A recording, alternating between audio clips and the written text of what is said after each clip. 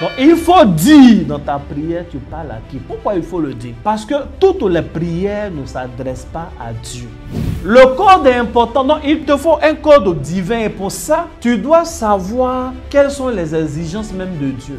Il y a un langage particulier que tu dois savoir, ça va rendre tes prières plus puissantes, plus fortes. Que Dieu vous bénisse abondamment. Je salue tous ceux qui sont connectés.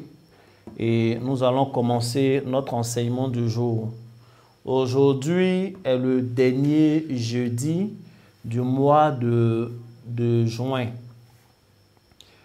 Le mois de juin, nous l'avons placé sous l'égide de la supplication. Et parlant de la supplication, nous avons traité le thème et nous avons beaucoup prié en parlant d'invocation. Et c'est dans ce contexte-là que nous sommes arrivés dans la prière intelligente. Et dans la prière intelligente, le verset que nous avons lu dès le départ pour positionner les choses, pour montrer le bien fondé de la chose sur le plan biblique est dans le Nouveau Testament. Dans le livre de 1 Corinthiens, le chapitre 14, nous avons lu les versets 14 et 15, je relis. « Car si je prie en langue, mon esprit est en prière, mais mon intelligence demeure stérile. Que faire donc? Je prierai par l'esprit, mais je prierai aussi avec l'intelligence. Je chanterai par l'esprit, mais je chanterai aussi avec l'intelligence. » Et nous avons donc commencé depuis quelques jeudis l'enseignement sur la prière intelligente. Cette prière qui est faite avec intelligence, qui n'est pas juste basée sur une prière en esprit, qu'on ne comprend pas forcément, qui n'est pas intelligible, qui a son effet, qui a son importance, mais quand même qui a aussi ses limites. Dieu veut que nous soyons équilibrés. Et parlant de la prière intelligente, je vous ai dit que cette prière-là ressemble à une communication. C'est même une communication entre nous et notre Dieu. Entre nous et Dieu. Nous parlons à Dieu, nous attendons des réponses de sa part, nous attendons son action, nous attendons des témoignages. Et puisque c'est une communication entre nous et Dieu, alors cette façon de prier-là va emprunter les mêmes grandes étapes qu'une communication normale. Sauf que cette fois-ci, c'est dans un contexte biblique, un contexte spirituel, un contexte, j'allais dire, ecclésiastique. Et parlant donc de la prière de cette façon-là, intelligente, nous avons parlé des différents points qui sont importants. Nous avons parlé de l'énonciateur, nous avons parlé du destinataire, nous avons parlé avant le destinataire du message lui-même, ainsi de suite, et nous avons avancé. On ne va pas revenir sur tout, et c'est déjà sur YouTube, vous pourrez regarder. Je vous ai annoncé en ce dernier jour que nous allons parler des 3 C de la prière intelligente. Quels sont les 3 C? C. Les 3 C, comme la lettre C, A, B, C. Les 3 C de la prière intelligente. Et nous allons voir ces 3 choses-là. C'est avec ça que nous allons terminer la prière intelligente. Évidemment, un tel enseignement ne peut pas se vanter d'être exhaustif. Cependant, le niveau d'enseignement est tel que, on pourrait dire, vous avez la licence en intelligence, en prière intelligente. Avec la licence ou même avec la licence ou une maîtrise, vous pourrez désormais faire des recherches. C'est pourquoi la dernière fois, pour pousser beaucoup de personnes à faire des recherches, je vous ai dit par exemple, dans les prières que nous faisons, les enseignements, on a parlé des métiers de Dieu. Nous en avons cité 4 ou 5 lorsque je donnais l'enseignement et j'ai pris le soin de vous dire que ce n'était pas exhaustive. Ceci veut dire qu'il y a d'autres métiers. J'ai posé la question aux uns et aux autres de dire de vos lectures de la Bible quels sont les métiers de Dieu, les activités qui ressemblent à un métier de Dieu dans la Bible. Cela a conduit plusieurs dans la Bible et j'ai eu des réponses sur Facebook. Des gens m'ont écrit aussi en inbox. Donc aujourd'hui, nous allons voir les 3 C. Il faut dire Amen. Amen. Si quelqu'un prend note, la première chose que tu vas écrire le contexte. Il faut dire le contexte de la prière. Le contexte de la prière. Le contexte de la prière est important. Dans une communication, le contexte compte. Dans une prière, le contexte compte. Dans toute forme d'échange, le contexte est important. Donc, le premier C de la prière intelligente que nous sommes en train de développer, c'est le contexte de la prière. Tu pries dans quel contexte? Il faut dire Amen. Amen. Ce qui est à la base d'une prière, ce qui est à la base d'un message, ce qui motive la prière, a une influence sur les ossements de la prière. On prie dans quel contexte? Avant d'aller plus loin, tu vas prendre ta Bible. Tu vas prendre le livre de Psaume 51. Tu vas juste prendre ça, le livre de Psaume 51. Et je vais lire le verset 1. Le verset 1, 2 et 3, c'est très rapide. Au chef des chantres, Psaume de David. Lorsque Nathan, le prophète, vint à lui, après que David fut allé vers Bathsheba. Et il va commencer à prier, verset 3. « Ô Dieu, aie pitié de moi, dans ta bonté, selon ta grande miséricorde, efface mes transgressions. » Ça, la prière a commencé. Mais les 2 premiers versets, au chef des chantres, Psaume de David, lorsque Nathan, le prophète, vint à lui, après que David fut allé vers Bathsheba. Il faut dire Amen. Amen. Alors, pourquoi est-ce que quelqu'un n'a pas remarqué? Ce chapitre de Psaume 51 est un chapitre que les chrétiens utilisent beaucoup pour faire des prières de repentance. Mais on utilise pour faire des prières de repentance justement à cause du contexte. Lorsque nous lisons le Psaume 51, si on commence au verset 3, on se rend compte que David se lamente. On se rend compte qu'il implore la miséricorde de Dieu. Il va même jusqu'à dire qu'il a été conçu dans le péché lui-même. Et il montre sa faiblesse à Dieu. Et on comprend mieux lorsqu'on s'attarde sur les 2 premiers versets qui installent le contexte dans lequel la prière a été formulée.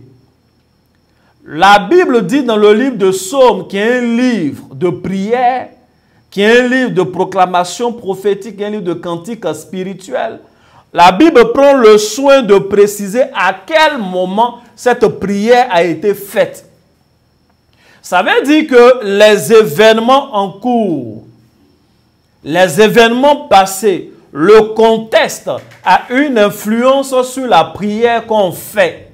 Il a fait cette prière-là à un moment où un prophète est venu le voir. Et le prophète est venu le voir avec un message. Le message qu'il a annoncé, c'est que cet homme-là est allé vers Bathsheba, la femme de son serviteur. Il a fait tuer son serviteur. Il a pris son épouse. Et c'était un mal. Voici pourquoi le prophète est venu lui donner un message. Et il lui a parlé en parabole. Et à travers la parabole, David a su que cet homme était méchant, c'est-à-dire lui-même. Il s'était rendu coupable d'une grande infamie en Israël. Alors, dans ce contexte-là, il a prié. Et quand vous lisez, ce n'est pas un psaume joyeux. Je suis en train de dire à une personne, les prières que tu fais doivent être liées aussi à ton contexte. Les enfants de Dieu, nous devons souvent arrêter de faire semblant. Lorsque ça ne va pas, il faut prier comme quelqu'un chez qui ça ne va pas. Lorsqu'il y a une situation particulière, il faut exposer la situation à Dieu. Bien-aimé, on doit être fort vis-à-vis des gens. On ne doit pas se lamenter devant tout le monde. On ne doit pas montrer que ça ne va pas, se rendre faible. Mais on doit être à 100% vrai devant notre Dieu. Si la Bible prend le soin de dire tout ça, c'est parce que le contexte est important. Tu sais, tu peux dire certaines choses d'amusement, on va rire. Mais si tu dis ça dans d'autres contextes, ça peut être palable. Tu n'es pas d'accord avec moi? Yes. Il y a des mots que tu peux prononcer, il y a une manière de faire. En fonction du contexte, on se fâche ou bien on ne se fâche pas.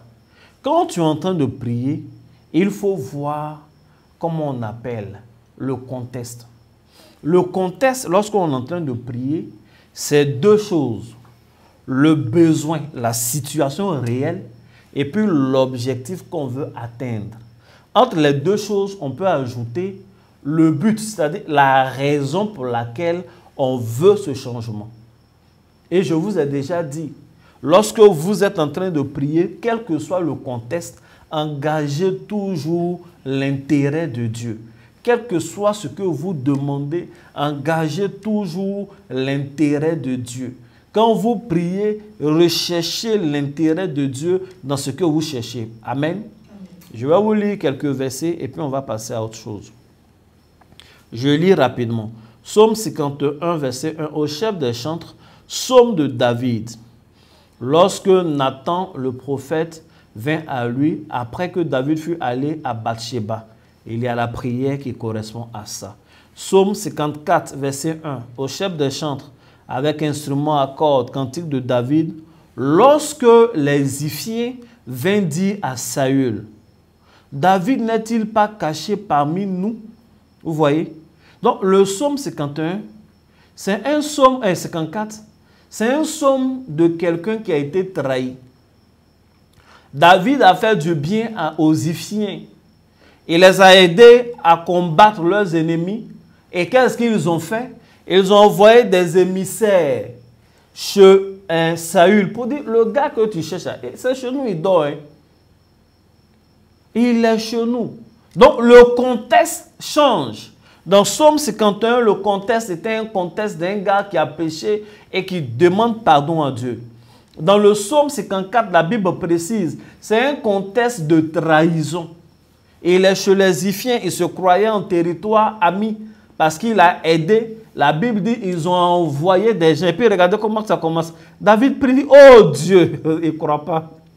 Oh Dieu, sauve-moi par ton nom et rends-moi justice par ta puissance. Ainsi de suite.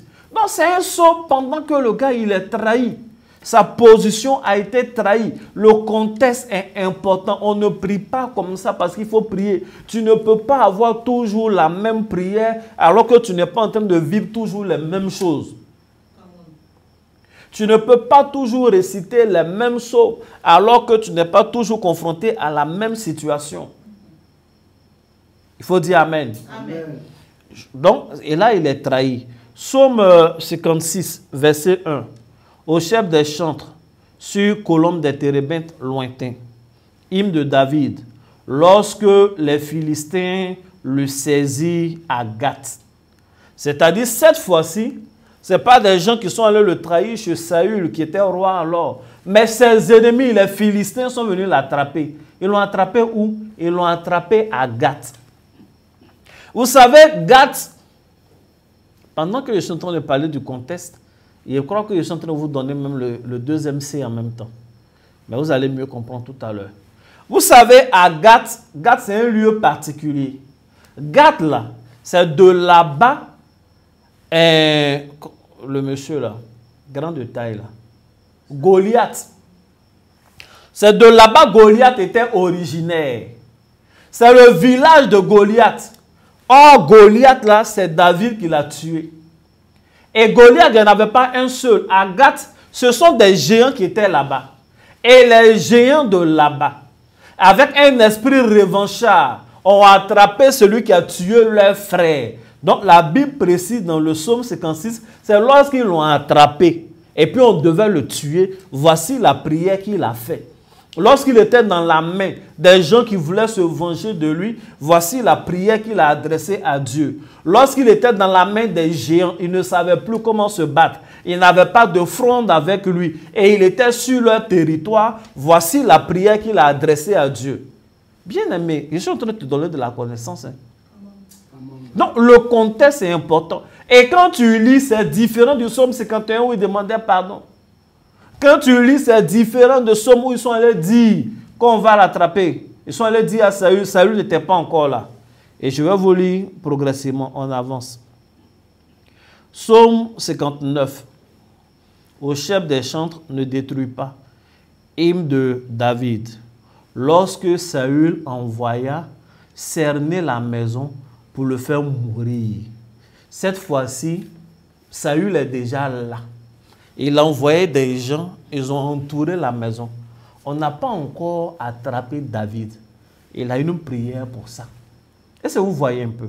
Je reprends tout. Dans le contexte, il a péché, il a la prière qui correspond à ça. Dans un contexte où ils l'ont trahi, ils sont allés dire à l'ennemi où il est. Il a une prière pour ça. Dans un contexte où l'ennemi a entouré la maison, il a une prière pour ça. Dans le contexte où l'ennemi l'a attrapé, ce sont les géants même, ils l'ont attrapé sur le territoire même de l'ennemi. Il a une prière qui correspond à ça. Il faut comprendre donc que pour chaque contexte, il y a une prière. Pour chaque contexte, pour chaque circonstance, les circonstances sont importantes par rapport aux prières. Lorsque nous lisons la Bible du début jusqu'à la fin, les gens ne priaient pas par hasard comme ça. Nous devons prier parce que nous avons une relation avec Dieu, Dieu est notre Père, tout ça. Mais nous devons tenir compte du contexte. Est-ce qu'on peut avancer un peu? Amen. Donc, le contexte est important. Et à chaque contexte, donc, correspond une manière de prier. Tu ne peux pas prier en fonction du contexte comme tu veux. Tu ne peux pas prier en fonction du contexte comme tu veux. Je vais vous lire un passage. Actes des Apôtres 27, le verset 9, je lis. Un temps assez long s'était écoulé et la navigation devenait dangereuse, car l'époque même du jeûne était passée. Je vous explique le contexte. Dans le contexte de Acte 27, Paul est prisonnier avec d'autres prisonniers dans un bateau. On les envoie ailleurs. Et pendant qu'on va avec eux, il y a un vent puissant qu'on appelle Héraculon qui commence à faire chavirer le navire. Et tout le monde commence à invoquer Dieu. Les gens du bateau décident de ne pas manger jusqu'à ce qu'ils soient sauvés. Et l'apôtre Paul leur dit, il faut que vous mangiez, car un ange du Dieu que je sers m'est apparu et m'a dit, aucun malheur ne nous arrivera, il n'aura de perte que le navire, mais on sera tous sains et saufs. Et il leur recommande de manger parce que s'ils ne mangent pas, c'est dangereux. Et après plusieurs hésitations, ils ont mangé, ils ont jeté le blé dans l'eau et tous ceux qui étaient dans ce bateau, depuis le capitaine jusqu'au dernier des prisonniers, ils ont été sauvés, rien ne leur est arrivé. Ils sont arrivés sur une terre ferme. Mais eux, ils ne savaient pas, ils ne savaient pas le verset 9. Ils avaient décidé de jeûner pour que Dieu ait pitié d'eux dans cette situation, alors que le temps du jeûne même était passé. On ne peut pas jeûner dans toutes les circonstances. Ce n'est pas parce qu'il y a un danger même qu'il faut jeûner. Souvent, il y a un danger, le jeûne même ne change pas grand-chose. Bien aimé, j'ai lu dans la Bible, la dame là, la jolie fille Adassa, son nouveau nom, Esther. Lorsque Esther a appris qu'on devait la tuer, exterminer son peuple, Son oncle Mardochée lui a dit. Ils ont commencé à jeûner. Lorsqu'ils ont jeûné pendant les 3 jours, là, le roi n'a pas été informé. Lorsqu'ils ont jeûné pendant les 3 jours, l'ennemi du peuple juif n'a pas changé de décision. Il n'y a pas un truc qui est venu le toucher pour dire « André, il y a un mouvement, il faut que j'arrête de toucher ce peuple-là. » Il était en train de préparer son bois. Il était en train de préparer ses hommes. Il savait qu'il allait exterminer le peuple. Et la Bible dit que la dame va changer de manière de faire. Esther, au lieu de continuer le jeûne avec le peuple, va cette fois-ci organiser un festin. Elle va trouver que cette histoire-là, apparemment, le jeûne n'est pas en train de suffire. Tu peux commencer certaines choses par le jeûne, mais tu dois pas. Il faut observer, il faut voir le contexte. Et elle a organisé un festin. C'est pendant le festin que le sort a été jugé, parce qu'elle-même, là, c'est pendant un festin que sa destinée a commencé à être importante. C'est pendant un festin que Vasti a manqué de respect au roi. C'est pour ça qu'elle a pu un jour rentrer au palais et être reine aussi. Donc c'est pendant un festin. Elle a invité le roi. Elle est rentrée au palais malgré la loi, parce qu'elle sait ce qu'elle a fait. Bien-aimé, il faut voir tes circonstances. Est-ce que la circonstance dans laquelle tu es de ta prière, le contexte de ta prière correspond à toutes les méthodes que tu veux appliquer? Est-ce que le contexte de ta prière, de ta circonstance, de ton sujet correspond au jeûne? Comment tu peux te donner des milliers de jours de jeûne alors que tu veux te marier? Ça ne correspond pas.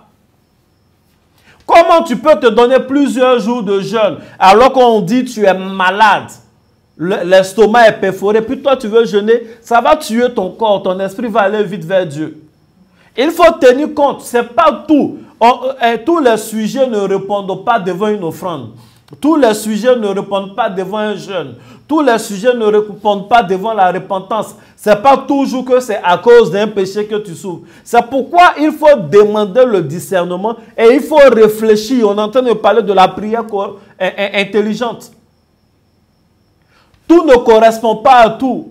Il faut savoir, et il n'y a pas de contexte que nous vivons qui ne correspond pas à quelque chose qui est déjà dans la Bible. La Bible dit qu'il n'y a rien de nouveau sous le soleil. Il n'y a rien de nouveau sous le soleil.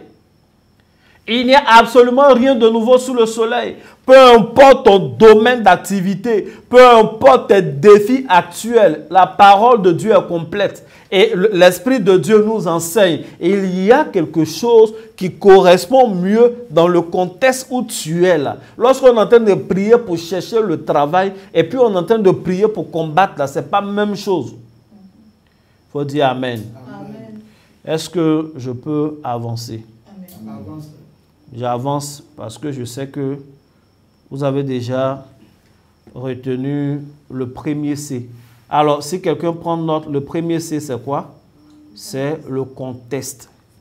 J'ai duré dessus parce qu'on n'en parle pas toujours à l'église.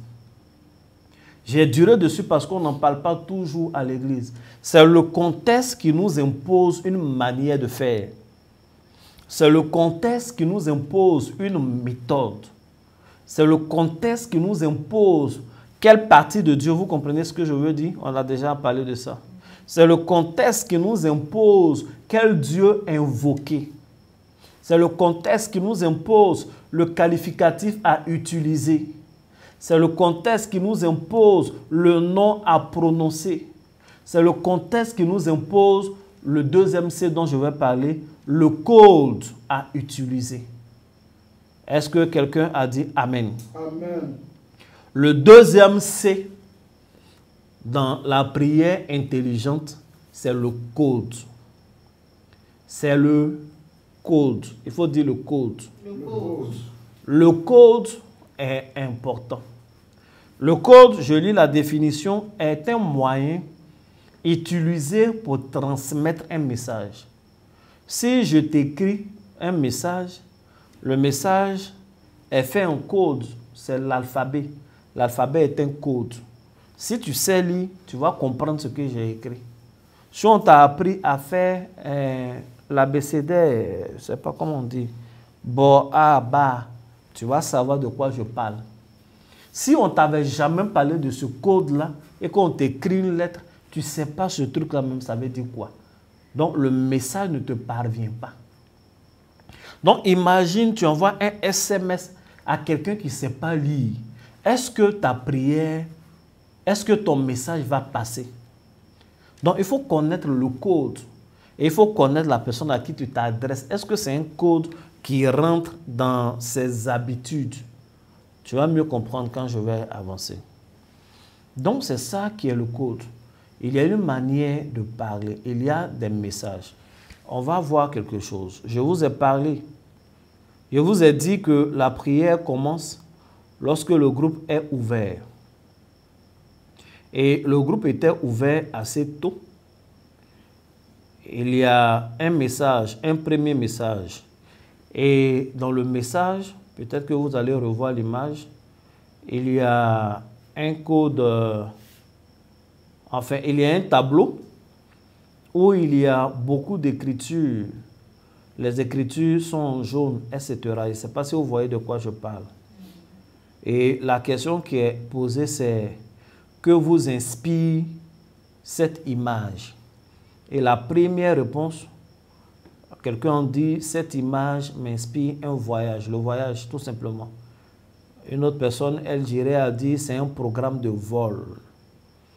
L'autre, Ake, dit, c'est une référence de différentes destinations dans un aéroport, ainsi de suite. Sincèrement, tout est vrai. Un tableau d'heure de départ ou d'arrivée dans un aéroport, voyage. En réalité, cette image est vraiment une image prise dans un aéroport. C'est une image qui est prise dans un aéroport. Et les noms sont là, les villes sont là. Si vous remarquez très bien, dans la première case, il y a des lettres. Je vois A, B, A, F, etc. Il y a des chiffres qui suivent. Et puis, il y a des noms même, des noms de villes, ainsi de suite. Et tout à fait au bout là-bas, il y a des heures. Ça peut être des heures de départ comme des heures d'arrivée. La deuxième image qui a été mise, c'est un panneau triangulaire, bordure rouge, fond blanc, avec un symbole noir qui ressemble à un serpent, quelque chose du genre. Et en bas, un petit rectangle sur lequel c'est écrit 1300 mètres. Et la question est la même, de savoir ce que ce panneau vous inspire. Et les réponses sont là. À 1,3 km, virage à gauche et à droite. Donc, un double virage dangereux, donc limiter la vitesse. Oh là là, j'aime cette réponse de Atika. Double virage dangereux. Donc, ouais, ça implique un nouveau comportement. Il faut limiter la vitesse, il faut ralentir. Tu ne connais pas la route, tu ne sais pas où tu vas, mais quand tu vois ça, tu sais que tu dois ralentir. Surtout à 1,3 km. Donc, ça te donne une idée même du moment où le virage va commencer.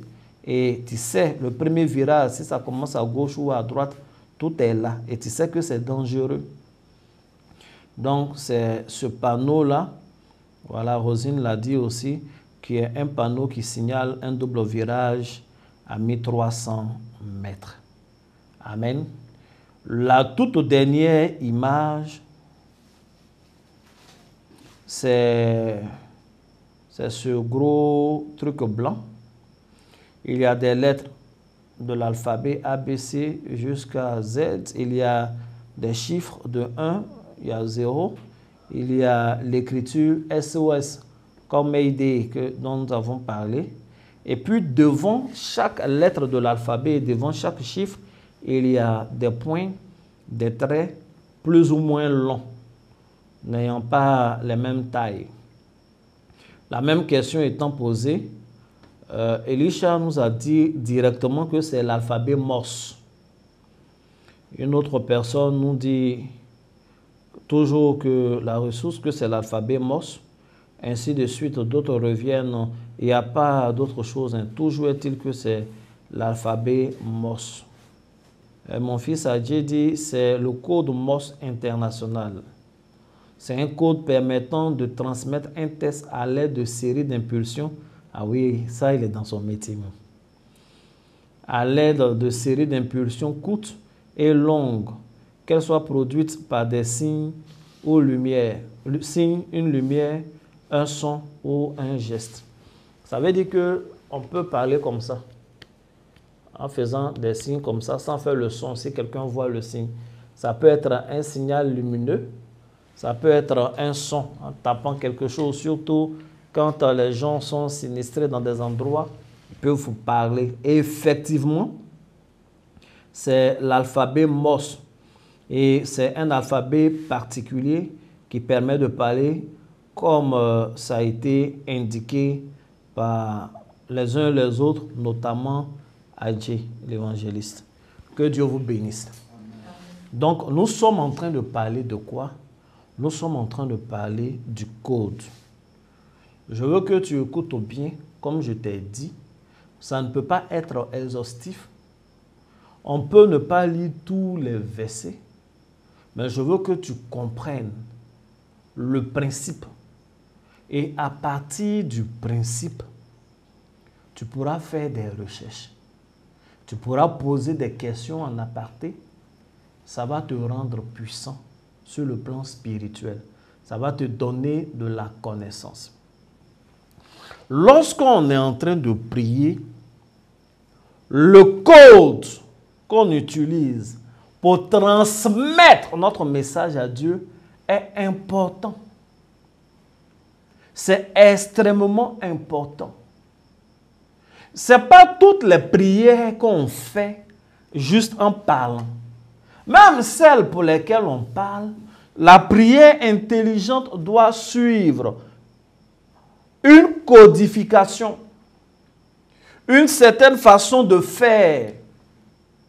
Vous savez, dans tous les milieux, il y a un langage, il y a un argot. Quand les militaires se parlent entre eux, mais ils savent. J'ai un fils spirituel qui est général. J'étais avec lui dans, comment on appelle, dans une voiture, on partait quelque part.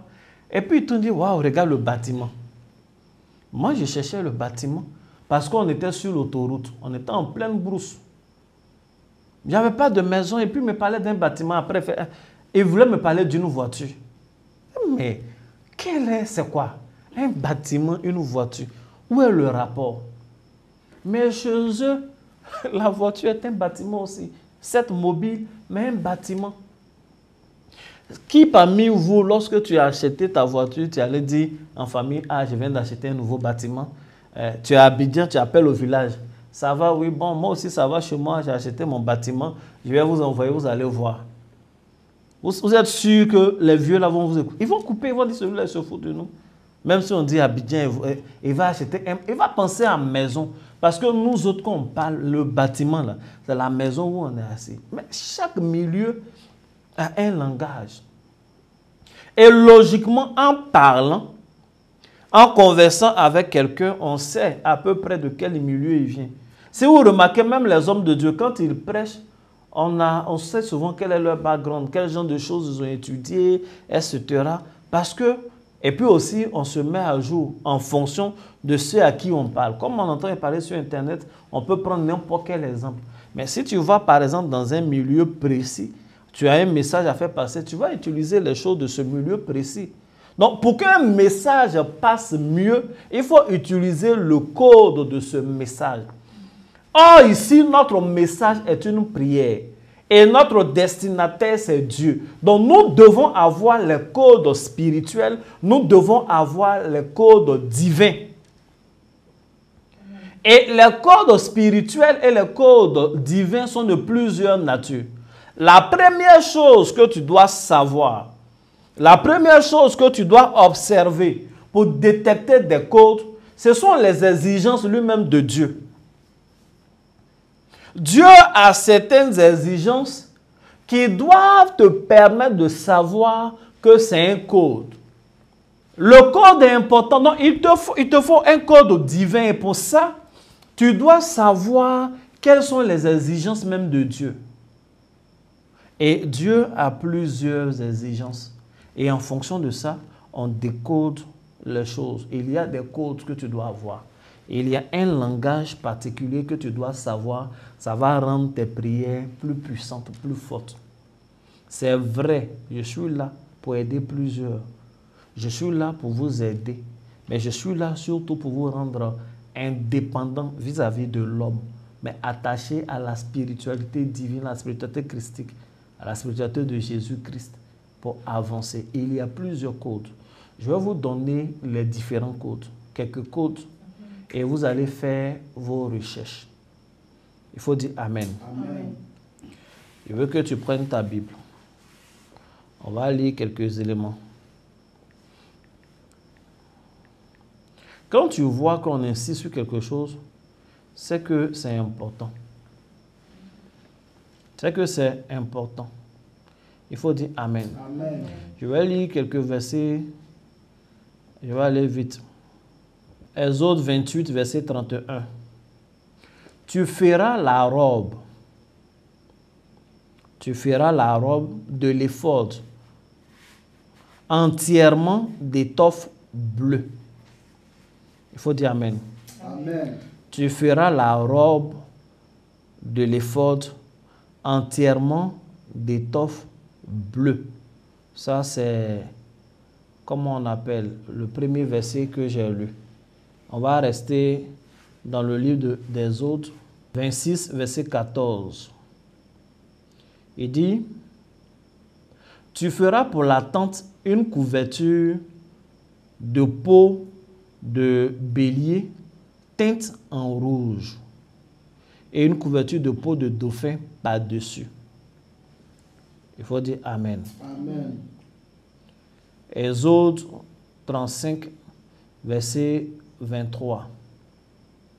Tous ceux qui avaient des étoffes teintes en bleu, en pourpre, en cramoisi, du fin lait et du poil de chèvre, des peaux de bélier teintes en rouge et des peaux de dauphin les apportèrent. Il faut dire Amen. Amen. Donc c'est important. C'est très important. Je vais lire le partage. Genèse 30, verset 35.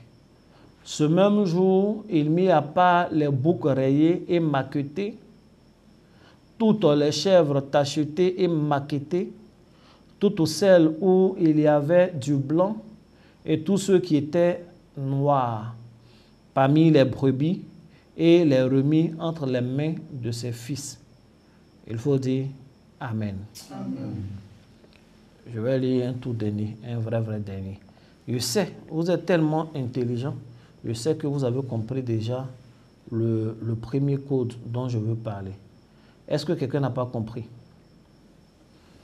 Je vais lire Apocalypse chapitre 2, verset 17. Que celui qui a des oreilles entende ce que l'Esprit dit aux églises. À celui qui vaincra, je donnerai de la manne cachée. Et je lui donnerai un caillou blanc. Et sur ce caillou est écrit un nom nouveau que personne ne connaît, si ce n'est celui qui le reçoit. On dit Amen. Amen. Je regardai et voici parut un cheval blanc. Apocalypse 6, verset 2.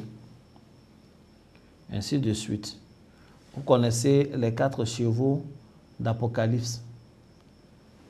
Voilà, ici on a parlé du cheval blanc. Plus tard, il y a les chevaux blancs. Apocalypse 20, il dit, puis je vis un grand trône blanc. Ainsi de suite. Il faut dire Amen. Amen. Il y a quelque chose encore qui revient, le roux. Le roux, la couleur d'origine. Le premier sortit entièrement roux, Genèse 25, verset 25. Ésaü et son frère. Comme un manteau de poil, et on lui donna le nom d'Ésaü. 25, verset 30. Et Ésaü dit à Jacob, laisse-moi, je te prie, manger de ce roux. De ce roux-là. Vous voyez, quand dans la Bible, on insiste sur quelque chose. Car je suis fatigué. C'est là qu'il a vendu son droit d'aînesse. C'est pour cela qu'on a donné à Ésaü le nom d'Édom. Comme Adam, ça veut dire héros. Il faut dire Amen. Amen. Maintenant, je demande, d'après vous, de quoi est-ce que je veux parler dans les codes? J'attends juste une réponse et puis je commence à parler. Ok, merci beaucoup Fabrice Kwako. Dans la prière avec intelligence, il y a le domaine des codes. Et dans le domaine des codes, il y a un élément qui est important, c'est la couleur. Bien aimé, Dieu n'a pas fait le monde en une couleur uniforme. Il y a des choses qui n'ont pas de couleur, non incolore. Donc Dieu aurait pu faire le monde tout en incolore. Mais Dieu a fait plusieurs couleurs. Ça, c'est la base d'abord. Deuxième chose, dans l'adoration, lorsque Dieu commence vraiment à se révéler à tout un peuple, il exige des couleurs dans son adoration. Pour faire le tabernacle, il y a des couleurs que Dieu exige. Il veut que ce soit comme ça. Si ce n'est pas comme ça, il ne va pas descendre. Il veut que les peaux de bélier soient teintes en rouge. Si ce n'est pas rouge, ce n'est pas ce qu'il a demandé. Pour l'habillement des sacrificateurs et de tout le souverain et tous ceux qui vont l'accompagner, il exige qu'il y ait des couleurs. Par exemple, la couleur du sacrificateur était entièrement d'étoffe bleue. Il fallait ce bleu-là. Bien aimé, le bleu est une couleur difficile à avoir dans la nature, surtout à leur époque. C'est une couleur qui est difficile à avoir. Donc, mais il exigeait, ils étaient même dans le désert. Peu importe le temps que ça va prendre, il fallait ce bleu. Peu importe les dimensions, la taille comment il s'appelle, d'Aaron et de ses fils. Dieu voulait le bleu, il fallait ce bleu-là. Il fallait que la couture soit faite avec des fils. Et Dieu exige la couleur des fils. Il faut que ce soit doré. Il faut qu'il y ait des fils cramoisis, des couleurs rares. Bien aimé, Dieu ne peut pas parler ainsi si la couleur n'est pas d'une importance dans son invocation. Dieu ne peut pas parler ainsi si la couleur n'a pas une importance dans son invocation. La Bible dit lorsque le peuple d'Israël était en Égypte et que l'ange de la mort devait frapper, Dieu les avait prévenus au préalable. Il dit, prenez le sang, mettez sur vos portes. Ils ont pris le sang rouge de l'agneau, ils ont mis sur leurs portes. Et l'ange de l'Éternel, l'ange de la mort, a survolé leur quartier et a frappé les Égyptiens. Lorsqu'ils arrivent désormais à Jéricho et qu'ils sont aidés par Rahab, la Bible dit ils font une promesse à Rahab, ils vont l'aider. Mais ils se souviennent que ce n'est pas eux qui font la guerre, mais ils sont accompagnés par la main puissante de l'Éternel, Dieu qui dépêche ses anges. Et puisqu'ils ont un accord avec Rahab, qu'est-ce qu'ils vont faire? Ils vont se souvenir d'un code que Dieu leur avait donné. Ils se souviennent que lorsque Dieu devait tuer des gens en Égypte et qu'il fallait que eux ils soient épargnés, il a exigé que la couleur rouge du sang soit sur leur porte. Comme ils n'avaient pas l'occasion là de tuer une bête, de mettre le sang sur la porte, d'ailleurs ça allait être trop bizarre, et ils ont demandé à Rahab de prendre un étendard rouge et de mettre sur sa maison. Et ils savent que c'est un code. Leur Dieu va reconnaître ce code-là. L'ange qui marche avec eux va reconnaître ce code-là. Je t'assure. Si Rahab avait passé des jours et des jours à prier, « Oh Dieu des Hébreux, ne me fais pas du mal, tu as vu, je les ai aidés », elle allait périr dans la clôture. Si Rahab s'était donné elle-même un jeûne, « Oh, je vais jeûner », elle allait périr dans cette mort-là. Mais elle a écouté, ils lui ont parlé d'un code. Et ce code n'était pas autre chose qu'une couleur. C'était le rouge, c'était la couleur qu'il fallait en ce moment précis dans le danger qu'elle encourait. Quand la Bible prend le soin de décrire des couleurs, de parler un message prophétique, le message d'Apocalypse, de donner la couleur des chevaux et des cavaliers qui les montent. Quand la Bible prend le soin de dire que Jésus va nous donner un caillou blanc, mais pourquoi préciser le nom? Quand la Bible dit il faut que ceux qui viennent aient leur robe, qu'ils lavent dans le sang qui est rouge, mais lorsqu'ils sortent, il faut qu'ils soient blancs. Et tous ceux qui n'ont pas été trouvés en couleur blanche vont être chassés, n'auront pas part à la vie éternelle. C'est vrai, c'est symbolique, mais quand quelqu'un utilise un symbole, ça veut dire que cela compte pour lui. L'usage des couleurs est un code dans la prière qu'on fait. Dieu a décidé, par exemple, de donner au sacrificateur de porter le bleu, entièrement bleu. La robe était tissée d'étoffe entièrement bleue. Le bleu était beaucoup dans leurs vêtements parce que ça allait être des invocateurs. C'est eux qui allaient invoquer Dieu pour que le feu descende. C'est eux qui allaient invoquer Dieu pour que Dieu prenne soin du peuple d'Israël. Voici pourquoi, prophète que je suis, pendant que nous étions en train de traiter le thème de l'invocation, je vous ai dit, pendant tout le mois de juin, portez le bleu. Amen. Parce que ça correspond au thème et ça correspond à l'activité de l'invocation.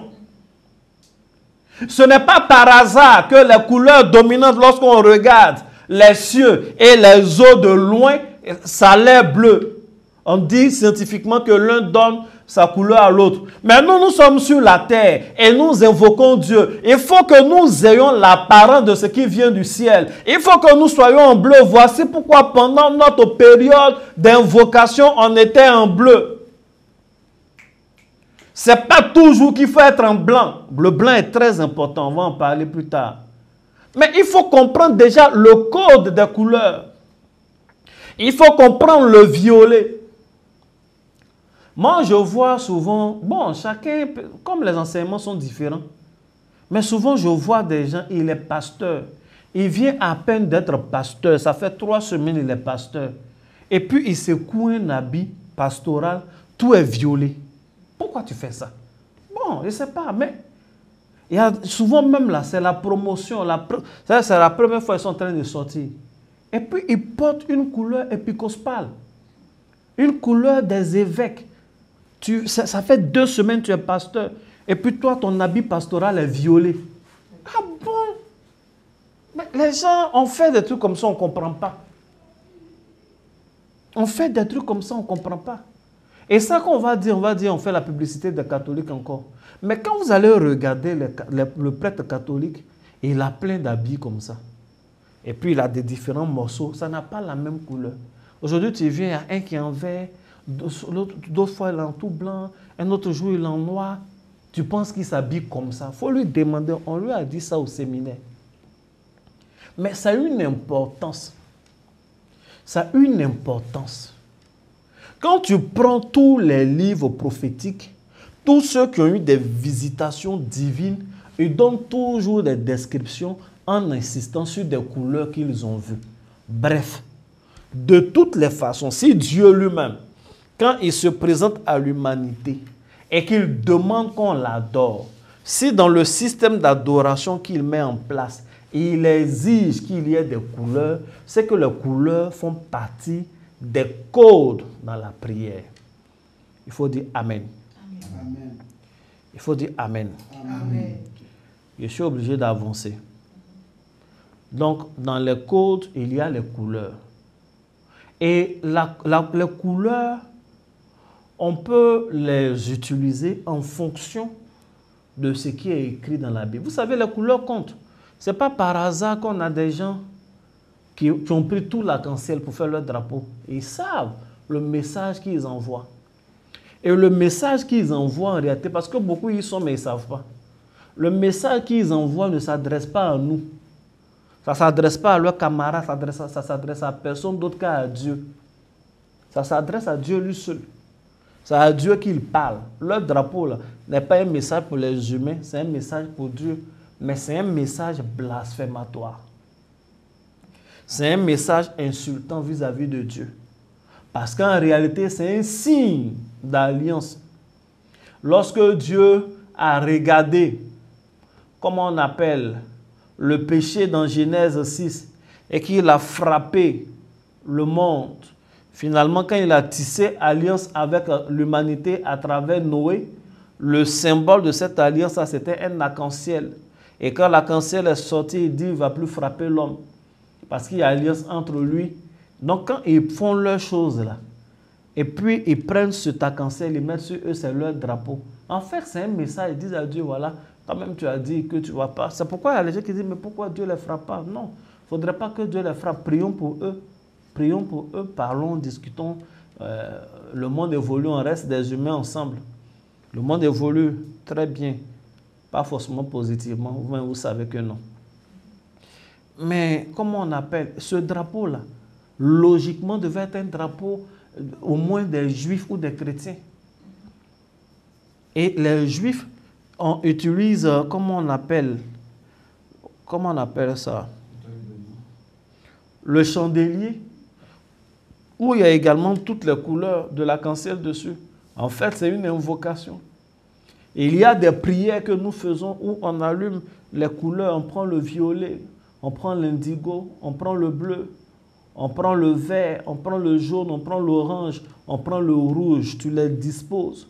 Et pour les gens qui ont, comment on appelle, un hôtel de prière, quand tu les disposes, il y a des moments où tu es en train de prier. Tu as ton chandelier, tu as disposé les couleurs du même niveau, mais en fonction de la chose précise que tu veux, tu peux mettre une couleur plus haute que les autres. Donc tu peux prendre par exemple le rouge plus élevé que les autres bougies et puis tu pries. Ça dépend de ce que tu veux faire, de ce que tu dis. Ça, je suis en train d'enseigner ici, il faut écouter. Si tu veux bien comprendre, il faut bien te former encore. Mais c'est important de savoir. Je le dis parce qu'on a tous le Saint-Esprit. À partir du peu que je dis, le Saint-Esprit peut t'inspirer ou alors tu peux mieux te former. Nous restons ouverts. Tu peux faire monter le verre plus. Vous voyez un peu, non? Ça dépend. C'est comme les éléments. Quand tu as un hôtel, en fonction de la prière, en fonction de la quête, il y a des moments où tu peux mettre l'eau devant. Il y a des moments où c'est la terre, tu peux mettre devant. Il y a des moments où tu peux mettre le roseau ou toute autre chose qui symbolise le vent. Il y a des moments où tu mets le feu devant. Donc ça dépend de je suis en train de faire quoi. Il faut dire Amen. Amen. Donc j'ai fini de parler. Les couleurs sont importantes. Deuxième chose importante, c'est les postures. À cause du temps, je ne vais pas passer du temps à lire beaucoup de versets. Je ne vais pas lire même. Mais les postures sont importantes dans la prière. Il faut que je lise quelque chose. 1 Roi 18, verset 41. Et Élie dit à Akab, monte, mange et bois, car il se fait un bruit qui annonce la pluie. Akab monta pour manger et pour boire, mais Élie monta au sommet du Carmel. Et se penchant contre terre, il mit son visage entre ses genoux. Et il dit à son serviteur, monte, regarde du côté de la mer. Le serviteur monta et regarda et il dit, il n'y a rien. Et il dit 7 fois, retourne, 7 fois, 1, 2, 3, 4, 7. La 7e fois, il vit un petit nuage, ainsi de suite. Il faut dire Amen. Amen. Donc, qu'est-ce qu'il a fait? Il s'est penché vers la terre, il a mis son visage entre ses genoux, et puis il commence à parler. Il commence à dire à son serviteur ce qu'il doit faire. Je suis en train de parler du deuxième code. Ce sont les postures. La position qu'on prend pour prier, ça compte. Dans ce cas-là, Élie vient de faire des miracles, etc. Il demande à Akab de partir et il veut prier pour que la pluie vienne. Et il annonce même à Akab de partir parce qu'il se fait un bruit qui annonce la pluie. Je vous assure que c'était spirituel. Parce qu'au moment où il le disait, il n'y avait pas un seul nuage dans le ciel. Il y avait un décret même qui dit qu'il ne va pas pleuvoir. Et quand Akab va, lui et Élie, il monte. Il se courbe, il s'incline. il met son visage entre ses genoux, il se plie d'une certaine façon. Donc ça ressemble à une position de, comment on appelle, de chat. L'objectif, il met son visage entre ses genoux, il cache le visage. Et le dos est bombé et il prie, il parle. Personne ne sait ce qu'il dit. Et il dit à son fils d'aller regarder du côté de la mer. C'est une posture où il était en train d'invoquer la pluie, d'appeler l'eau. Ce qui est très différent de ce qu'il faisait lorsqu'il voulait que le feu descende du ciel. Parce que lui-même, Élie, son élément, c'est le feu. Il se connaît, il sait qu'il est le feu. Les histoires de feu, il ne prend pas de posture pour ça. Il est debout, il dit que le feu descend, le feu est descendu, ils ont tué les prophètes de Baal. Il était assis sur la montagne quand les gens sont venus, un homme de Dieu descend, et dit que le feu descend, le feu descend. Le jour où Dieu devait l'enlever, un tourbillon de feu est venu, l'élément feu. Mais là, en l'occurrence, il voulait de l'eau. Et pour l'eau, il a dû cacher son visage. Donc, il cache sa partie feu là, ce qui fait son identité d'Élie. Il cache son visage. Il met ça entre ses genoux et il met son dos en valeur. Parce que s'il se couche sur le dos, le visage aussi est découvert. Donc, en réalité, ce qu'il voulait mettre plus en exergue, c'est la partie de son tronc, c'est-à-dire le ventre et le dos. Parce que dans le corps de l'homme, les parties qui correspondent aux éléments sont les suivants. La tête correspond au feu de toutes les façons, même s'il n'était pas Élie, parce que c'est dans la tête qu'il y a l'électricité. La poitrine correspond à l'élément air, parce que c'est dans les poumons qu'il y a le vent. Le ventre et le dos, tout l'abdomen là, correspond à l'élément eau, où il y a la vessie, le ventre, les viscères et tout ça. Et les membres, c'est-à-dire les mains et les pieds, correspondent à l'élément terre. Là, ce qu'il voulait, il voulait que la pluie vienne sur la terre. Donc, il se retourne et prend une position où le dos est comme ça et son ventre est tourné vers la terre. Il cache son visage et il invoque Dieu. Et il envoie son fils d'observer les ossements à partir de la mer. Parce que c'est l'eau qu'il veut appeler. En fait, l'eau qu'il appelait même là, ce n'était pas une pluie qui allait quitter ailleurs. Mais il appelait l'eau qui allait quitter à la mer. Il était en train d'accélérer quelque chose. Faire une évaporation, faire un nuage et faire venir le nuage. C'est pourquoi il dit, il faut regarder du côté de la mer. S'il y a un petit nuage qui est en train de se lever, le gars va une fois, deux fois, trois fois. La septième fois, parce que le septième jour, Dieu s'est reposé, il n'y a plus de création. La création est déjà faite, le nuage était là-bas. Et il lui a dit, il va pleuvoir. Ce n'est pas parce qu'il a envie de le faire. Ce n'est pas parce qu'il a envie de le faire. Mais les postures sont importantes. Lorsque nous lisons le livre des psaumes, David dit, je me tiendrai debout. Par moments, il dit, il va se prosterner. D'autres fois, il dit, je lèverai les mains vers le Seigneur. Les postures sont importantes. À partir des psaumes, à partir des éléments, de la correspondance des éléments dans le corps de l'homme que je viens de te donner, et en fonction de tes sujets, ça peut t'inspirer certaines postures. Il faut dire Amen. Amen. Que Dieu te bénisse. Amen. Troisième code, c'est le code de la loi du de même que. Je ne vais pas beaucoup durer dessus parce que je vous ai déjà enseigné cela. De même que. Je vais lire quand même un verset. On va aller encore dans l'Ancien Testament. Il faut prendre 2 Rois 13, verset 15. 2 Rois 13, verset 15. C'est un verset de la loi de même que. 2 Rois 13, verset 18. Élisée dit encore, prends les flèches, et il les prit. Élisée dit au roi d'Israël, frappe contre terre. Et il frappa 3 fois et ça arrêta. L'homme de Dieu s'irrita contre lui et dit, il fallait frapper 5 ou 6 fois. Alors tu les aurais battus. Tu aurais battu les Syriens jusqu'à leur extermination. Maintenant, tu les battras 3 fois. Je suis en train de parler de la loi de même que.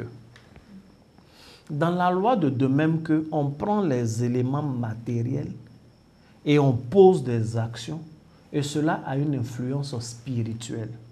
Il y a deux âges dans la croissance du chrétien. Jésus a dit, quand vous priez, dites notre Père qui est dans les cieux, que ta volonté soit faite sur la terre comme elle est faite au ciel. Et il y a cet âge où il dit, tout ce que vous allez lier sur la terre sera lié dans les cieux. Donc il y a un âge où on attend que des choses soient faites dans les cieux pour avoir une influence sur la terre. Et il y a un âge où on fait les choses sur la terre et ça a une influence dans le spirituel.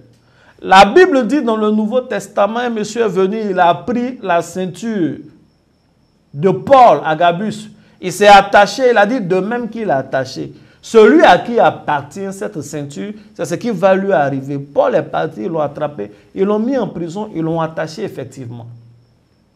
La loi du de même que, dans ce que nous avons lu, le prophète lui a dit, prends les flèches et frappe au sol. Il a pris, il a frappé 1, 2, 3. Le prophète lui a dit, de même que tu as frappé 3 fois, tu vas vaincre tes ennemis 3 fois, 3 ans. Si tu avais fait 5 ou 6 fois, tu les aurais exterminés. Donc, la loi du de même que. Dans la loi du de même que, il y a beaucoup de choses qui vont venir. Donc, on ne va pas durer. La loi du de même que, c'est la même loi qui correspond à la loi des, comment on appelle, des odeurs. Il y a des choses. Ce n'est pas toutes les prières qu'il faut faire quand tu es fatigué, tu as transpiré juste quand tu es en habit de chant. Il y a des choses, on ne prie pas comme ça avec. Allez demander à David. David est quitté derrière les brebis. Il avait encore odeur de brebis sur lui. Il a accepté qu'on mette l'huile sur lui. Quand on a mis l'huile sur lui, ça l'a fatigué. Il a traîné pendant 38 ans avant de régner. Et il vivait de brousse en brousse, de forêt en forêt. Juste parce qu'il ne s'est pas lavé des odeurs des champs comme les autres avaient fait. Quand le prophète Samuel était là, il a demandé à ce que les gens se lavent, se parfument avant qu'ils mettent l'huile. Malheureusement, David n'était pas là. Ils sont allés le chercher. Quand il est venu, il dit, c'est lui, oignez-le. Ils lui ont donné l'onction pendant qu'il avait une mauvaise odeur. Certes, ça a des explications spirituelles, mais la loi des odeurs compte. La loi des odeurs compte. Si Dieu lui-même, il a exigé un certain nombre de senteurs pour l'adorer, il dit, si vous voulez m'adorer, prenez l'huile d'olive, mais ne vous arrêtez pas là. Prenez le nard, prenez le cinnamon, prenez le roseau aromatique. Il exige même les quantités qu'il veut. Il veut qu'on mette un autel des parfums, qu'on brûle des encens. Même les prières, il veut que nos prières soient comme des prières de bonne odeur. C'est une odeur qui a fait parler un Dieu dans la vie d'Abraham. Il sentit une odeur. Non, la loi des odeurs, ça compte. Quand ton père spirituel te dit, quand le prophète te dit, ce mois-là, viens prendre la myrrhe, il faut venir prendre. Amen. Ce mois-là, viens prendre le roseau aromatique, il faut prendre. Viens prendre la casse, il faut prendre. La loi des odeurs, c'est important. Ça fait partie des codes de la prière. Il faut dire Amen. Amen. Dans les codes de la prière, il y a des reliefs. Je ne vais pas durer. Il y a des prières qu'on fait en hauteur. Ce n'est pas toutes les prières, il faut rester au premier étage pour faire. Pour quelqu'un qui me suit, ce mois, le mois passé, j'ai donné de l'huile à des personnes, j'ai dit le premier usage. Il faut trouver un coin en hauteur, tu vas faire. Si tu habites à l'étage, si tu es dans une maison de gens duplex, il faut faire en haut, va à la dalle, faire. Il ne faut pas mettre, le premier usage, il ne faut pas être au rez-de-chaussée. Si tu n'as pas le choix, dans le rez-de-chaussée, mets des tables, monte dessus, parce que cette huile-là, le premier usage, on doit être un peu en hauteur quand même. Les reliefs comptent dans les prières. C'est un code. Il y a des prières, si tu fais pendant que tu es au sommet d'une montagne, ou pendant que tu es en haut, tu es à la chambre haute, c'est important. Il faut dire Amen. Amen.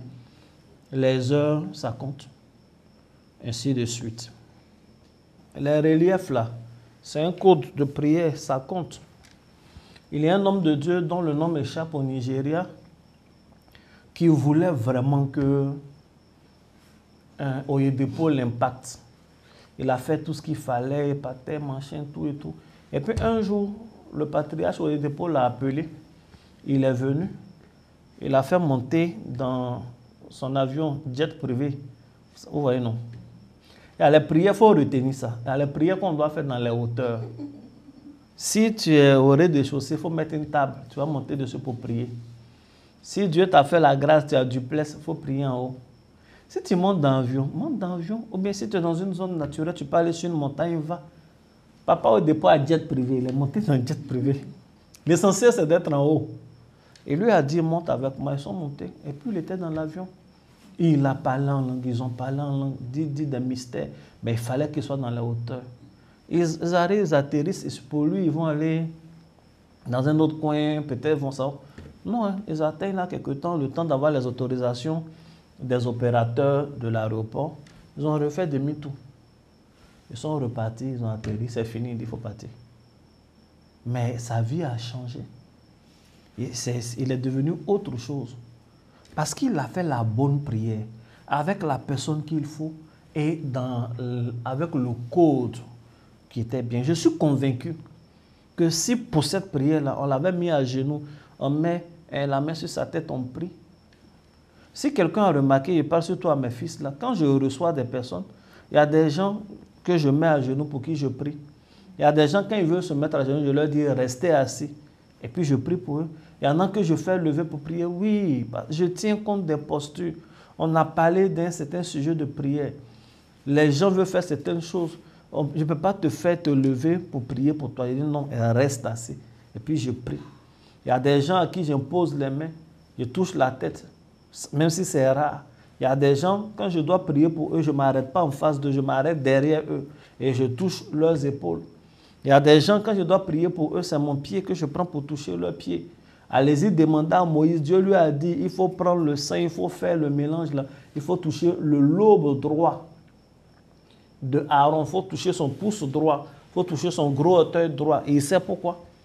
Aaron qui est grand comme ça, on peut mettre l'huile partout. On dit non, il faut toucher ici. Il faut toucher là, là. Les reliefs comptent. L'anatomie fait partie également des, comme on appelle, des codes dans la prière. Bien sûr. Parce que l'anatomie est liée aux postures. Les parties du corps qu'on touche, ça compte dans la prière. Toucher la poitrine de quelqu'un ici. Hein? Si vous voyez, si vous prenez ici, jusqu'où ça finit, il y a un truc qui ressemble à une épée qui finit, qu'on appelle appendice syphoïde.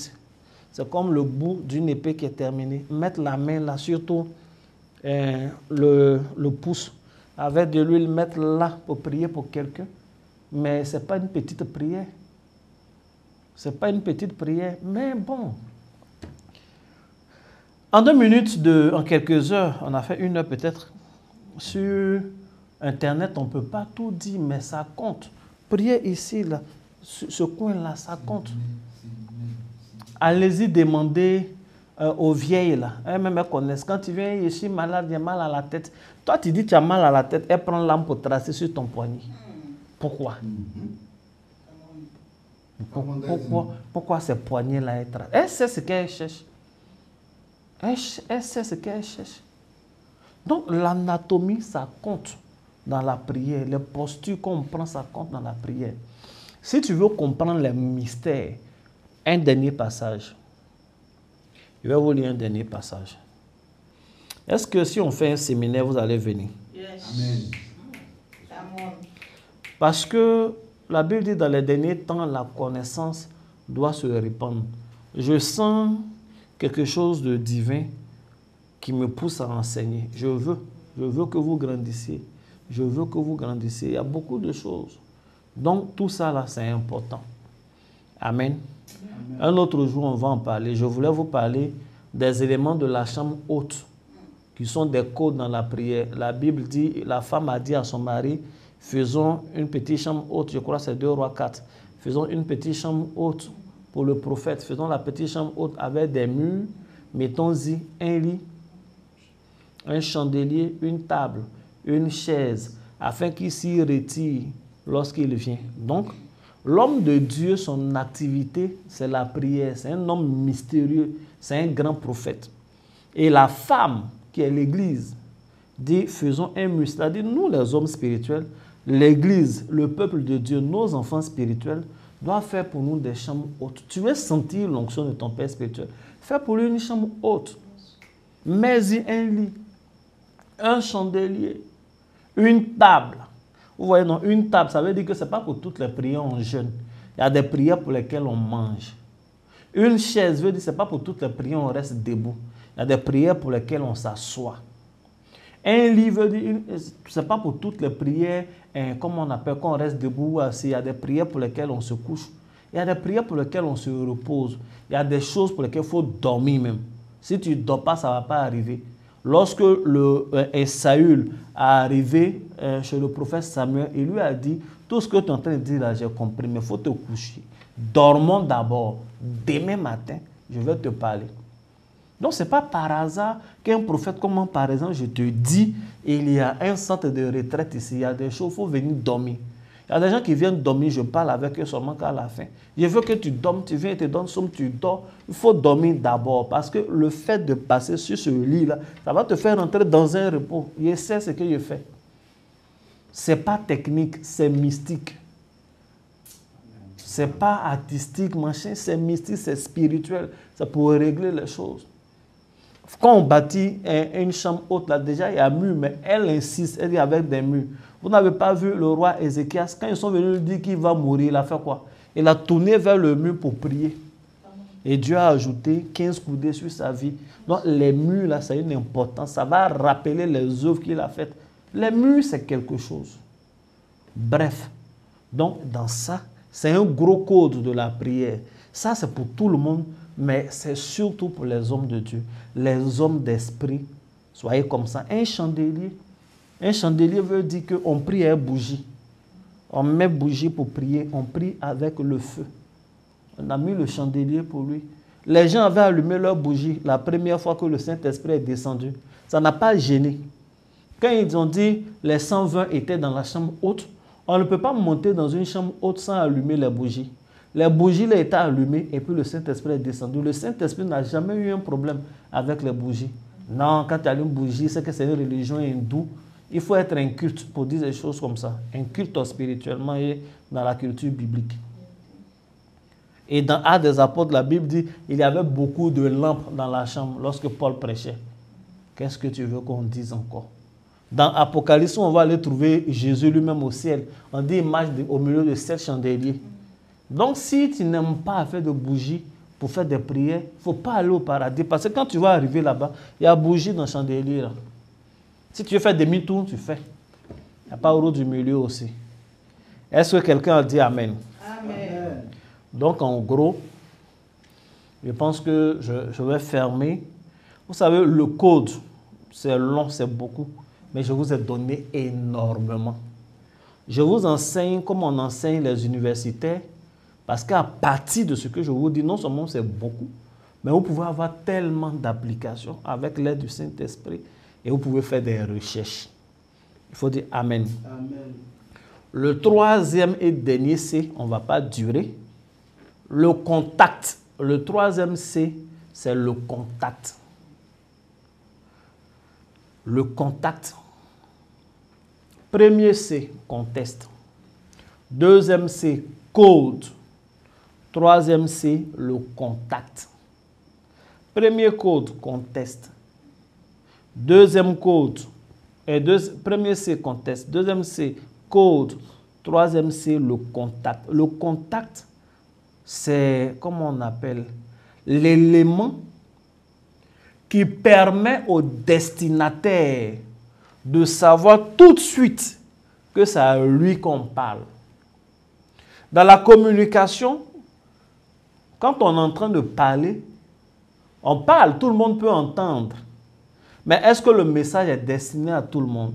Il faut que celui à qui le message est vraiment destiné soit contacté, qu'il y ait un mot, il y ait quelque chose, une action qui montre que c'est lui. Il faut dire Amen. Amen. C'est ça qu'on appelle le contact. Dans la vie courante, par exemple, dans un discours, si je suis en train de parler, je parle, je peux dire par exemple, cher fonctionnaire. Tu vois, quand tu es en train de parler, les chômeurs entendent. Les gens qui ne sont pas fonctionnaires, qui ne travaillent pas pour l'État entendent.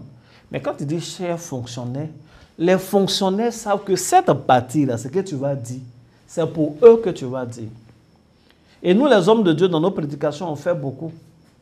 Et moi, j'enseigne ça à mes fils. Quand vous êtes en train de prêcher, dans la prédication, il faut qu'il y ait le contact aussi. Tu peux parler, mais si tu sais que tu veux dire cette portion-là, tu peux dire des mots, ce sont des mots d'introduction à contact. Je veux parler à un homme de Dieu, tu vois. Quand je suis en train d'enseigner, puis il dit, c'est que je veux dire, je veux parler à un homme de Dieu. Tous ceux qui m'entendent ne sont pas forcément des hommes de Dieu, il y a même des païens qui entendent. Mais un homme de Dieu sait que cette partie-là, ça adresse vraiment à lui. Est-ce que quelqu'un comprend ce que je veux dire? Donc, ça crée un contact, il sait. Quand on est en train de prier ici, on est plusieurs, tout le monde nous prie. Mais ta prière s'adresse à qui? Il faut qu'il y ait ce qu'on appelle le contact. Et le contact se trouve dans l'énonciation, ce que tu vas dire ou ce que tu vas faire. Il faut dire Amen. Amen. Il faut dire Amen. Amen.